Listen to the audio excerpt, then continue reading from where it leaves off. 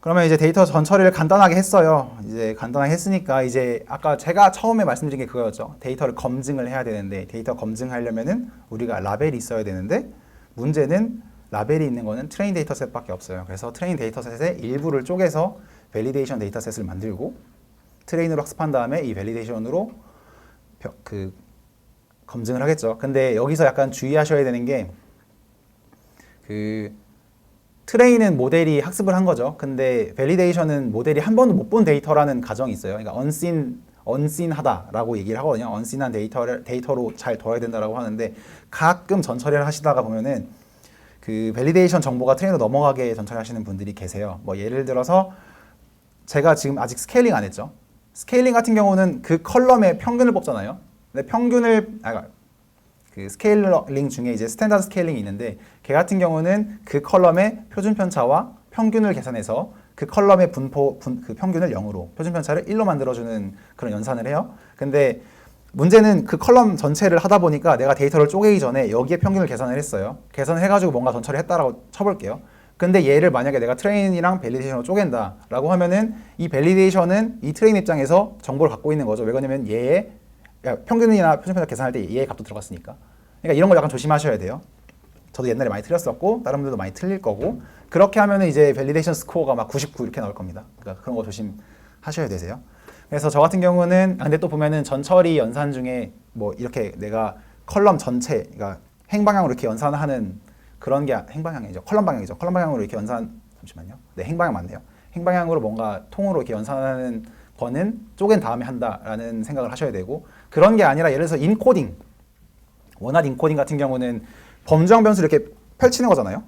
그러니까 얘는 상관없죠. 사실 내가 쪼개기 전에 미리 처리를 해도 이제 이렇게 넘어가지가 않아요. 서로 넘어가지 않는데 이렇게 인코딩 같은 경우는 좀 이렇게 해도 된다. 근데 스케일링은 조심해야 된다. 그러니까 이런 거를 잘 아시려면은 이제 각각 전처리 기법들의 특징이라던가 어떤 식으로 연산되는지는 간단하게 아셔야 돼요. 그래서 좀 그런 거 좀 주의하셔야 될 것 같고 그래서 저 같은 경우는 쪼개고 나서 하는데 지금 쪼개고 나서 좀 이따 스케일링 하는 거 보여드리겠습니다. 그래서 데이터를 쪼개는데 그럼 데이터를 쪼갤 때 어떻게 쪼개요? 뭐 물론 내가 랜덤하게 인덱스를 뽑아가지고 하셔도 되지만 그러면은 약간 좀 이상하잖아요. 너무 수동으로 하는 것 같고 그래서 사이클런에 보면은 모델 셀렉션이라고 하는 패키지에 트레인 테스트 스플릿이라는 함수가 있습니다. 그래서 얘를 가지고 하시면 되는데 이름이 트레인 테스트 스플릿이라고 해서 트레인과 테스트를 쪼개는 거야 라고 하실 수도 있지만 사실 그냥 상관없습니다. 상관없는 거고요. 그래서 파라미터가 테스트 사이즈 그러니까 저 같은 경우는 밸리데이션 사이즈겠죠. 밸리데이션 데이터의 사이즈 비율을 정하는 거고 랜덤 스테이트 같은 경우는 쪼갤 때 이제 임의로 내가 쪼개잖아요. 근데 컴퓨터는 그 시드라고 하는 값이 필요해요. 이미 랜덤한 수를 낼 때. 그렇다 보면은 그 시드가 같다라고 하면은 매번 똑같이 그 임의의 수가 나오게 될 텐데 그렇다라고 하는 거는 내가 만약에 이 랜덤 스테이트를 지정하지 않으면은 매번 달라질 거예요. 그러니까 예를 들어서 내가 프로젝트를 해서 데이터를 쪼개고 뭔가 모델을 검증을 했는데 정말 잘 나왔어. 근데 이거를 내가 랜덤 스테이트를 고정하지 않았다. 그래서 다른 데 가서 발표하려고 하면은 그 점수 안 나옵니다. 안 나올 확률이 높아요. 뭐 여러 번 돌리면 나올 수도 있겠죠.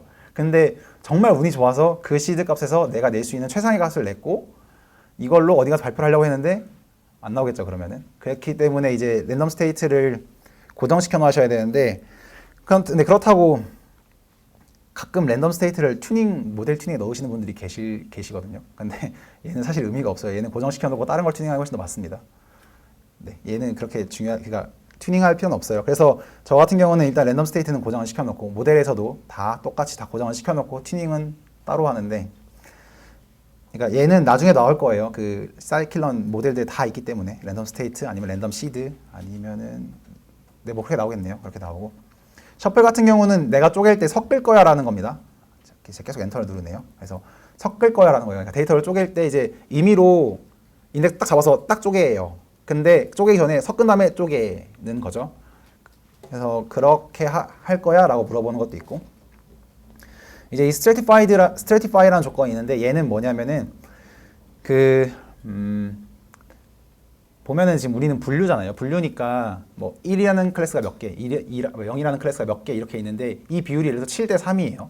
근데 내가 쪼개고 나서도 7대 3을 유지하고 싶어요. 근데 만약에 쪼갰는데 뭐 8대 2로 쪼개질 수도 있는 거죠. 랜덤하게 쪼개다 보면은. 근데 나는 뭐 7대 3이라고 하는 비율을 유지하고 싶다라고 하면은 이 스트래티파이에다가 라벨 값을 넣어주시면은 그 라벨의 비율을 유지를 해줘요. 그래서 보시면은 제가 여기다가 라벨 넣었죠. 스트래티파이 변수 인자에다가. 그렇다라고 하면 그러면 이제 얘를 한번 읽어볼게요.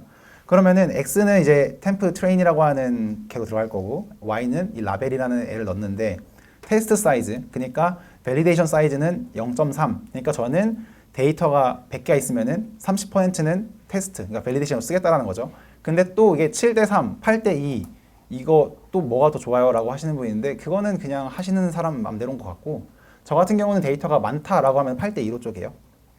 충분하니까 데이터가 엄청나게 막 수십만 개, 수백만 개, 수천만 개 있다가 하면은 그렇게 쪼개도 되겠죠. 근데 데이터가 좀 적다라고 하면은 그래도 검증 쪽에 조금 더 실어주기 위해서 7대 3 하는데 이거는 진짜 정답도 없습니다. 원래 머신러닝 정답이 없어요. 그래서 랜덤 시드 값은 2020으로 저 넣어준 거고 저 뭐 생일 넣을 때도 있고 아니면 이거 넣을 때도 있고 그냥 편하신 거 넣으셔도 돼요. 그리고 셔플 한번 섞어라 라고 한 거고 스트래티파이 옵션을 줬으니까 원래 있던 라벨의 비율까지 그 유지하면서 쪼개줘 라고 하는 거죠. 그래서 이렇게 누르시면은 나옵니다. 그래서 보면은 가끔 이제 이 순서가 전 지금도 이 순서 헷갈리거든요. 그러니까 x, y 이 순서가 헷갈려요. 그럼 헷갈리시면은 구글에다가 치면 나오죠. 그냥 쳐서 그 사이클런 공식 들어가시면 아래에 이 순서가 있어요. 이렇게 보셔도 되고 아니면은 여기다 물음표 치면은 설명 나옵니다. 이렇게 신기하죠? 이렇게 하셔도 되고 근데 지금 보면 이거는 커널 환경에 아마 그 케글 노트북 환경에서만 이렇게 될 건데 그냥 주피터 노트북에서 하시는 분들은 이렇게 함수를 치잖아요. 이 상태로 있을 거 아니에요. 내가 뭔가를 써야 되는데 기억이 안 난다 라고 하시면은 여기 커서를 여기 깜빡깜빡 두시고 Shift하고 탭을 누르면은 설명이 뜨거든요. 근데 지금은 여기는 안 뜨는 거예요. 보면 여기 뭔가 돌아가는 게 보일 거예요. 돌아가죠. 이게 돌아간다는 게 찾는 거거든요. 근데 원래는 보여줘야 되는데 얘네는 이런 식으로 해놨더라고요. 근데 이게 그냥 주피터 노트북에 되는 것 같기도 하고 근데 저는 이렇게 물음표 치는 거는 별로여서 맨날 이렇게 Shift 탭 누르는데 일단 누르면 이런 식으로 나옵니다. 나중에 보세요. 이렇게 보면은 여기 아래 내려보시면 다 있어요. 예제 이런 거. 예제랑 뭐 파라미터 설명이라던가. 네, 중간중간 알려드리는 꿀팁입니다. 그리고 이제 보면은 그 쪼갠 걸 한번 보여드릴게요. 템프 트레인 헤드 보면은 여기 인덱스 꼬여 있죠. 인덱스가 꼬여 따라간 게 원래는 0, 1, 2, 3, 4 이렇게 나와야 되는데 지금 막 이상하게 무작위로 꼬여 있어요. 얘는 그 셔플한 것도 있고 이제 시드 값에 의해서 이렇게 섞인 것도 있는데 그러면은 이게 나중에 그 판다스에서 보면은 컨캣이라는 연산이 있어요. 컨캣이라는 연산이 뭐냐면은 이제 데이터 프레임이나 아니면은 뭐 판다스의 시리즈라는 그런 개체들을 이어 붙일 때 쓰는 건데 얘가 밑으로 붙이는 거는 상관이 없어요. 밑은 그냥 붙이면 돼요. 근데 문제는 옆으로 붙일 때가 문제인데 옆으로 붙일 때 왜 문제냐면은 이제 얘네가 우리가 인간이 생각하기에는 100개 있으면 100개 그냥 딱 붙이면 되잖아요. 근데 얘네도 붙일 때 어떤 기준으로 붙여요. 어떤 기준에 맞는 일치하는 걸로 붙이는데 그 컨캣 기본으로 되어 있는 디폴트 그 기준 값이 그러니까 키인 거죠. 그 컨캣을 하는 키 값이 인덱스로 되어 있어요. 그래서 이 인덱스가 꼬여 있으면은 붙였는데 막 이상하게 되거든요. 막 이상하게 된다는 게 뭐 예를 들어서 얘 같은 경우는 인덱스가 1부터 10에서 시작했어요. 10개라고 해볼게요. 얘 같은 경우는 인덱스가 11부터 20이에요. 딱 붙이면은 여기 붙고 빈칸, 붙고 빈칸 이렇게 나오거든요. 근데 이러면은 뭐지? 나 뭐 잘못했지? 이러거든요. 이렇게 되는데 이거 또 나중에 찾으면 또 답 없습니다. 그래서 저는 그냥 뭔가 습관적으로 데이터를 쪼갰다 아니면 뭔가 어떻게 쪼갰으면 사실 다시 붙일 일이 잘 없어요. 그러니까 쪼갰다라고 하면 저는 인덱스 초기화해 줍니다. 그래서 이렇게 데이터 프레임에 있는 리슨 인덱스라는 게 있어요. 그래서 얘를 쓰면 되는데 그럼 이 드랍이라는 애는 뭐냐? 잠시만요. 알려드리겠습니다. 드랍이라는 애는 얘도 물음표 쳐볼게요. 물음표 치면 나오는데 없어져 봐. 절로 가. 여기 써있죠. 보면은 Do not try to insert index into data frame columns. 그러니까 내가 그 reset index라고 하는 게 인덱스를 초기화시키는 거잖아요. 그럼 그 전에 쓰던 인덱스를 새로운 컬럼을 만들 거야 라고 물어보는 거예요. 근데 드랍을 true로 주면은 버리겠다라는 거죠. 그래서 이거 true를 안 주시면은 컬럼이 하나 새로 생깁니다. 근데 우리가 그 인덱스를 가지고 쓸 일이 없으니까. 근데 물론 나중에 뭐 가끔 뭐 시계열 데이터 처리 같은 거 하면은 그 인덱스 부분에 시간이 들어가 있는 경우가 있어요. 날짜, 시간. 근데 이런 건 살려야겠죠.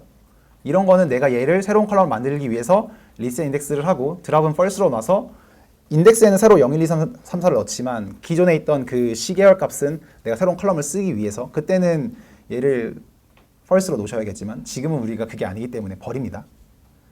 그래서 저는 인덱스를 초기화를 해줄 거고요. 초기화를 해주면은 아까 위에서 이상하게 꼬여있던 애들이 이쁘게 0, 1, 2, 3, 4로 된 걸 보실 수가 있죠. 그래서 이렇게 된 거고 또 이제 스케일링을 할 때는 이제 사이클런 라이브러리에 스탠다드 스케일러라는 모델이라기보다 객체라고 하죠. 그러니까 그런 애가 그런 그 객체가 있는데 이제 얘를 사용을 해서 수치형 변수의 표준화를 진행을 할 거예요. 근데 보면은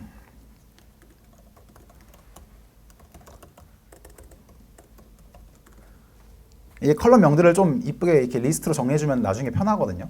근데 내가 아까 이거를 보고 여기 있는 오브젝트를 다 하나서 물론 사람이 쓰셔도 되지만 근데 그럼 너무 귀찮잖아요.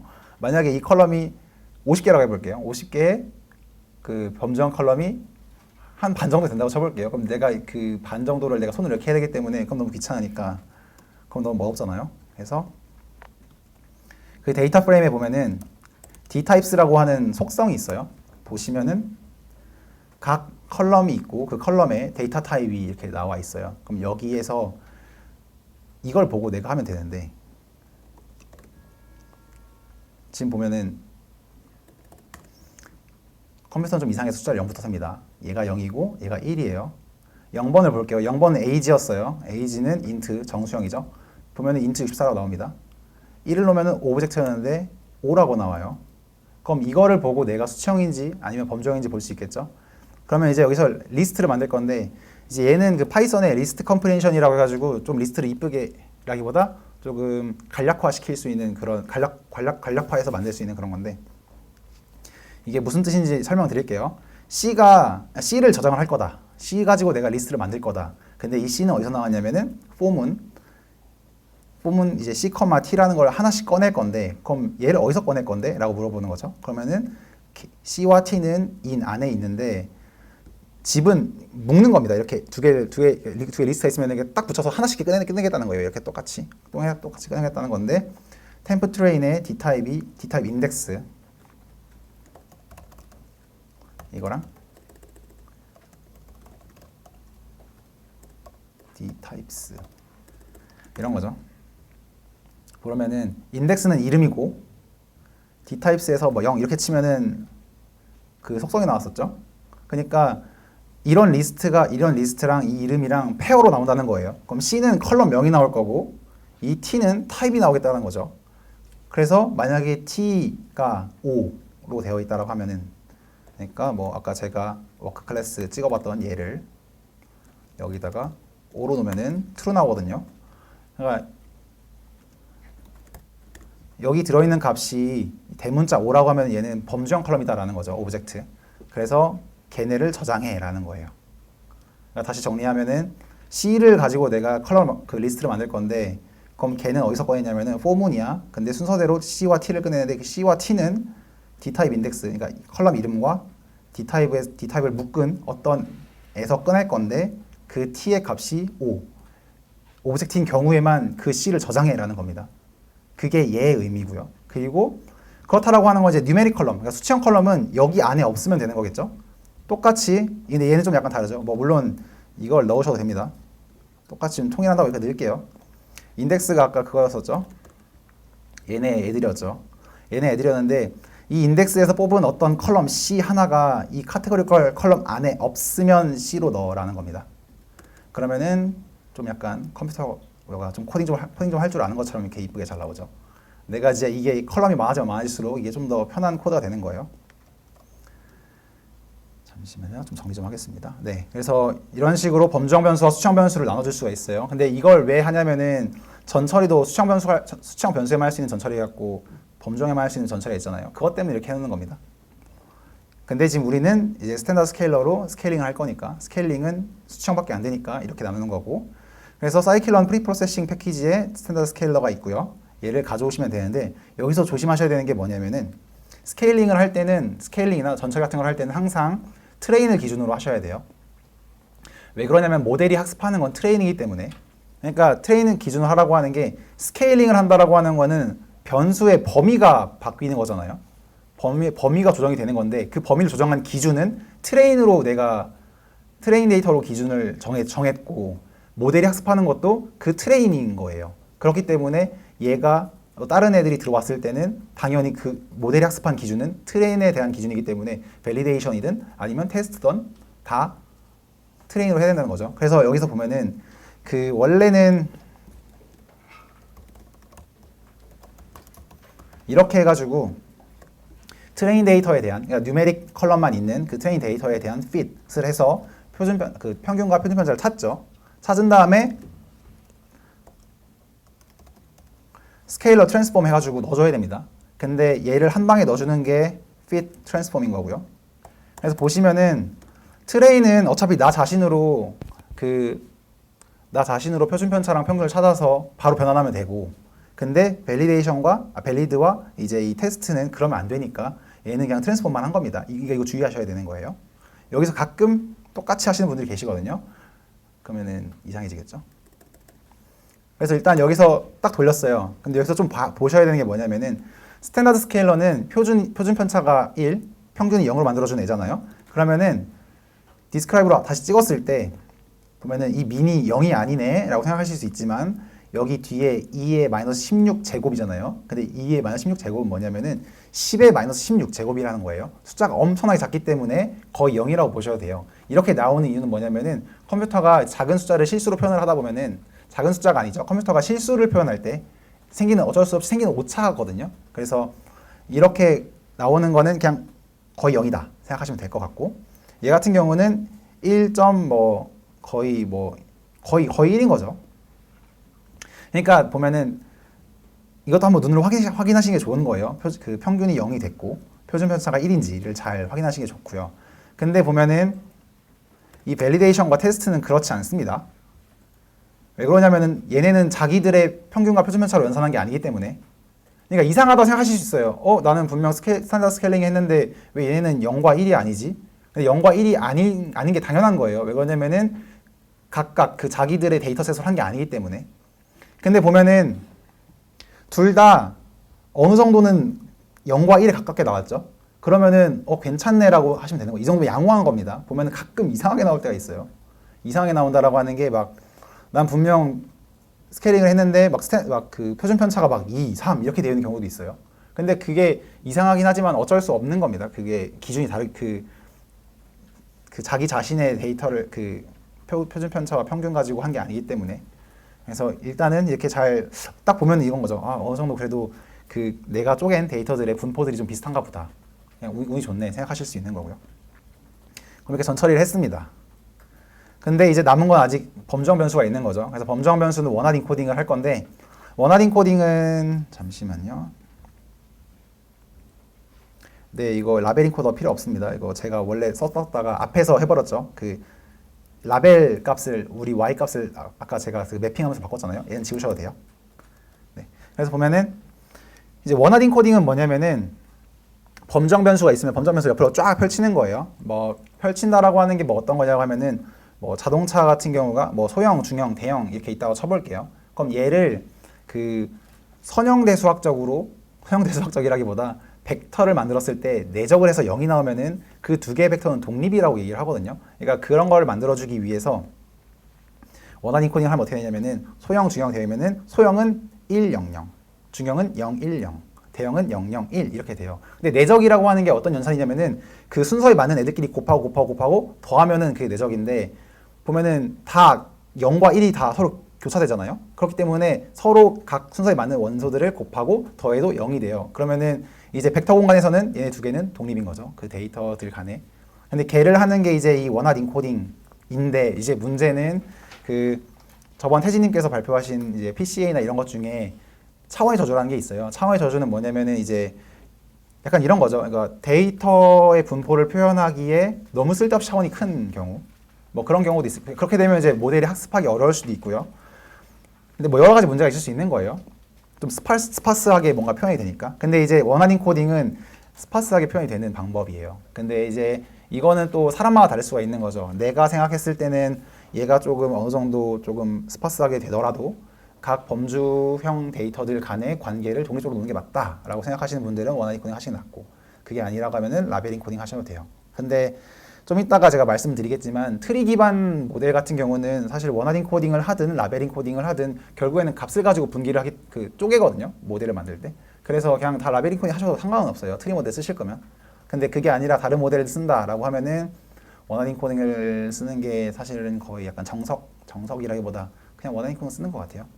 그러니까 특별한 이유가 있으면 다른 거 쓰시고, 그게 없다라고 하면은 원하딩 코딩을 표현하는 게 벡터 공간에서는 더 적절하다라고 말씀드릴 수 있을 것 같습니다. 그래서 보면은 제가 아까 말씀드렸잖아요. 그 뭐 스케일링 같은 경우는 이제 데이터를 쪼개기 전에 하면 안 된다. 왜 그러냐면은 unseen, 그러니까 밸리데이션 데이터의 상태가 unseen 상태를 유지할 수 없기 때문에. 근데 인코딩은 옆으로 쫙 펼치는 거라서 상관없다고 말씀드렸잖아요. 근데 제가 이거를 그럼 왜 굳이 여기서 쪼개놓고 다시 합치는 거라고 하는데, 이게 어떤 문제가 생길 수 있냐면은 트레인과 밸리데이션에는 있는 범주가 있는데 테스트에는 없는 범주가 있을 수 있어요.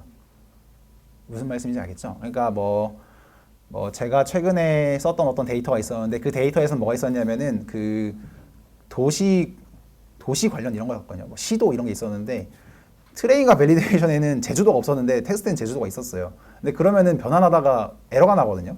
컬럼 개수가 다르니까. 아니면 모델이 학습도 못하고. 그렇기 때문에 얘네는 합친 다음에 여기에 있는 범주들을 다 이 원활 인코더라고 하는 이 객체가 뽑을 수 있게 만들어서 변환을 해야 된다는 거죠, 한 방에. 그래서 보면은 하나로 합치고 일단 전 fit을 했습니다. 트랜스폼 안 했어요. fit을 했다라고 하는 거는, 잠시만요. 일단 이걸 보겠습니다. 이 temp all이라고 하는 게 뭔지를 볼게요. 이제 temp all은 트레인 테스트, 그러니까 트레인 테스트 그걸 다 트레인 밸리드 테스트를 다 묶어가지고 이제 범주형 변수들을 본 거고, 여기에 있는 이제 다 범주들을 다 뽑은 거죠. 범주들을 다 종류를 뽑아내서 이 원활 인코더를 만든 거예요. 만든 건데, 그러면은 근데 변화는 제가 아까 합치기 전 쪼개놨던 애들로 변환만 하면 돼요. 그러니까 그 이 원활 인코더에서 내가 범주를 뽑을 때는 합쳐서 뽑았지만 트랜스폼을 할 때는 그 트레인에 있는 카테고리컬 컬럼만 변환을 하면 되는 거고. 그러면 보여드릴게요. 이런 거죠. 그러니까 이게 다 볼 수가 없으니까 잠시만요. 템프 올해 개수는 32,000개였는데 지금 제가 트레인 쪼갠 것만 변환하면 18,000개죠. 그러니까 이해가 가셨을까요? 그러니까 내가 원활 인코더를 뭔가 학습이라고 말하기는 약간 애매하지만 원활 인코더로 범주를 인코딩하는 정보를 뽑을 때는 전체를 다 넣는데, 변환할 때는 자기 것만 넣는다. 자기 것만 넣어서 하면 되는데, 컬럼 이름은 잠시만요. OH 컬럼, 제가 뭔가 하나를 지운 것 같죠? 제가 지웠네요. 네. 그래서 보면은 이게 뭔 뜻이냐면은 잠시만, 제가 약간 말이 꼬인 것 같아요. 그래서 일단 여기 변환하는 것까지는 아셨죠? 아셨을 거고, 그럼 이제 컬럼명을 내가 넣어줘야 되는데, 컬럼명을 넣을 때 어떻게 넣어주냐면은 원활 인코더가 한 번에 넣은 거잖아요. 저 같은 경우는 지금 보면은 카테고리 컬럼을 다 그냥 밀어 넣은 거예요. 밀어 넣은 건데, 그러면 여기에 어떻게 저장이 되어 있냐면은 원활 인코더 객체에 카테고리즈라고 하는 속성 보시면은 이렇게 리스트로 있습니다. 이렇게 리스트로 있어요. 이렇게. 이게 그 원활 인코딩 된 벡터 표현 그 순서예요. 벡터로 표현된 그 범주의 순서. 그래서 얘를 순서대로 쫙 그냥 다 넣으시면 돼요. 다 넣고 다 이어버리시면은 이제 이 변환된 여기 안에 들어있는 이 벡터 순서랑 맞는 거죠. 그러니까 이거랑 지금 여기에 지금 몇 개 있는 거지? 이 99개 컬럼의 순서가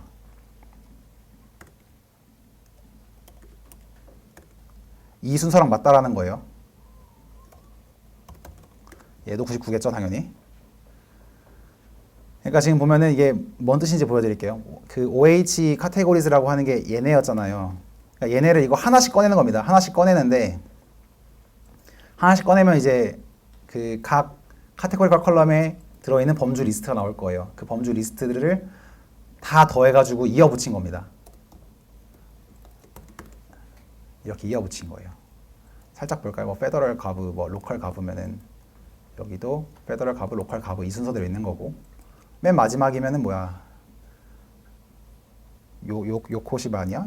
유고슬라비아구나. 네, 유고슬라비아, 뭐 베트남 이렇게 있는데 맨 밑에 보시면은 뭐 베트남이랑 유고슬라비아 이렇게 마지막에 있는 거죠. 그러니까 이런 순서대로 있는 거예요.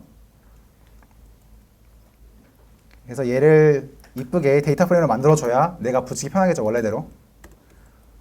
그래서 살짝 보겠습니다. 그러면은 제가 방금 만든 그 트레인 카테고리컬 데이터 프레임은 이런 식으로 나와 있다는 거예요. 그럼 얘를 우리가 아까 수치형 변수 처리했던 거 옆에다 이렇게 붙여주면 돼요, 이쁘게.